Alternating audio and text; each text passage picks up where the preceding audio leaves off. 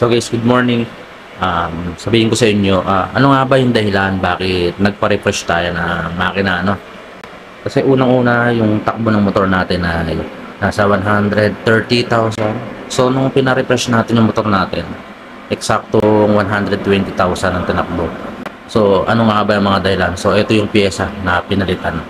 So guys, ito nga pala yung lumang block natin na tinanggal sa nakakabit yung stock na block. Tapos ito yung piston, ayaw na matanggal. Guys, ayan. Na-stuck na.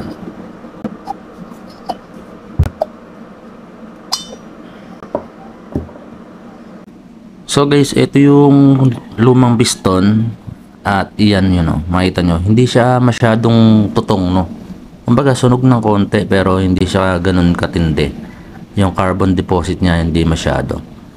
Tapos, ayan, yung piston ring nandiyan pa sa loob. Tapos dito na tayo sa block mismo. So ayan yung yung block natin.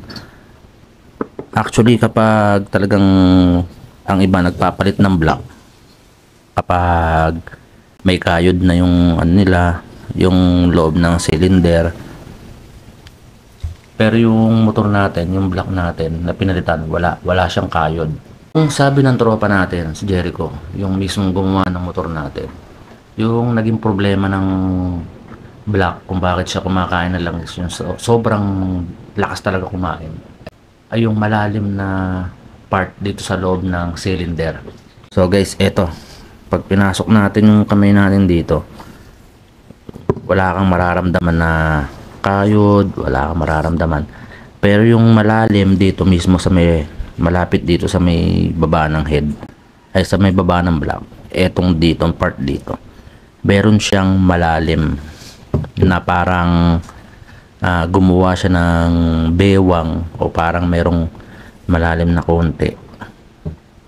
Hindi kasi makita, kumbaga parang makakapa mo lang. Ayan yung nagiging cause ng pagkain ng langis. So sa sobrang tagal, everyday use natin, nag-average tayo ng 150 kilometers per day pag ginagamit natin yung motor. Kasi ginagamit natin panlalamog yun. Bukod sa service natin from Morong Rizal to Pasig City.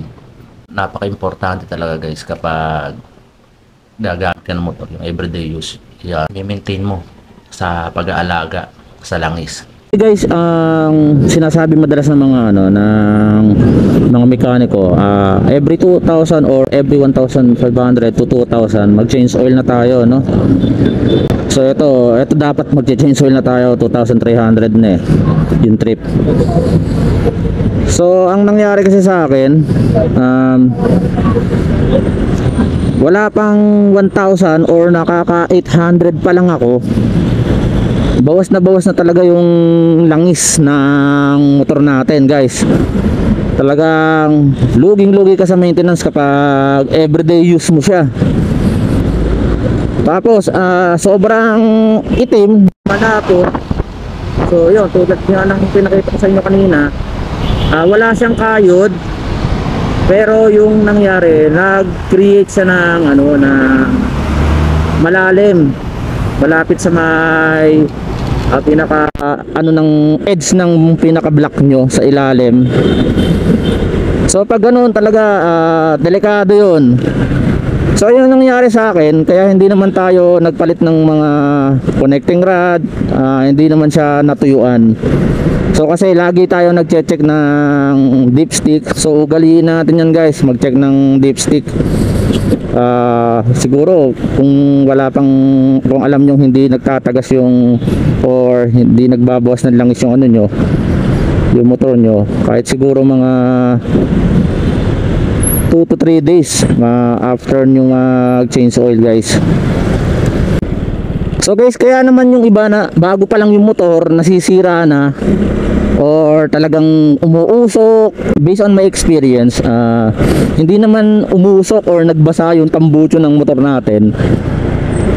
Kasi nga aware tayo na noon pa lang, before natin or after natin mabili si Mio Gravis, naobserbahan ko na yan. Sabi ko pag magche-change oil ako ba, sabi ko bakit kaya ang laki ng binabawas. Minsan wala nang 700, yung ano pa yan, medyo bago pa yung motor natin wala pang mga minsan bawas ng 700 ml na lang natitira. So pero yung Suzuki address ko halos 800 pa rin or nasa 750 ml pa rin yung langis na natitira kapag nagche-change oil tayo, tapos tine-check natin yung dipstick. Pero si Mio Gravis talaga guys, maniwala kayo sa mga bago dyan na bumili ng M3, Mio Soul, gano'n, sakit na ng mga bagong henerasyon na yan na Mio.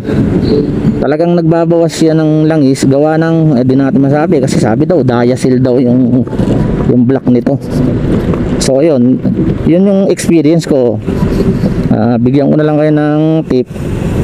Dapat talaga always check your dipstick and maintain the level of your engine oil on your motorcycle to avoid any or anumang pagkasira, di ba?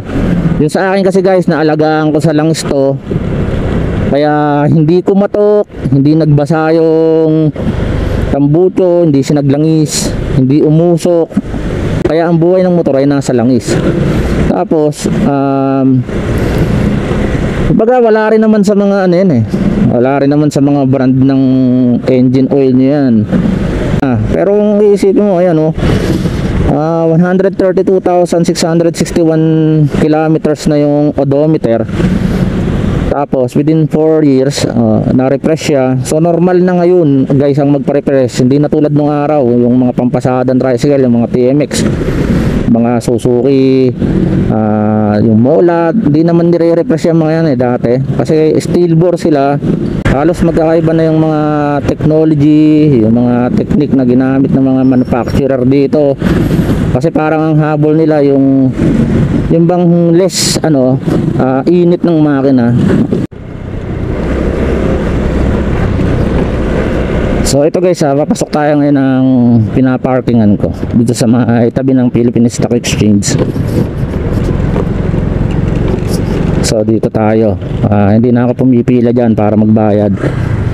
Pumapasok kami rito kasi pinuprovide ng company yung daily payment namin dito sa parking. So sa mga sa mga subscriber na gusto akong makita na nagtatrabaho rito, so puntahan nyo lang ako every morning dito. So mag-aalas 7 pa lang, 6:50 AM no. Ayun kapag hindi ka monthly diyan, pipila ka dyan, haba niyan. Pakita tayo ngayon guys ng ng Philippine Stock Exchange. So yun nga, aga natin pang alas 7 nandito na tayo. So napakasarap kapag mapasok ka ng maaga. So yun lang guys salamat sa pagsama sa akin sa biyahe na to.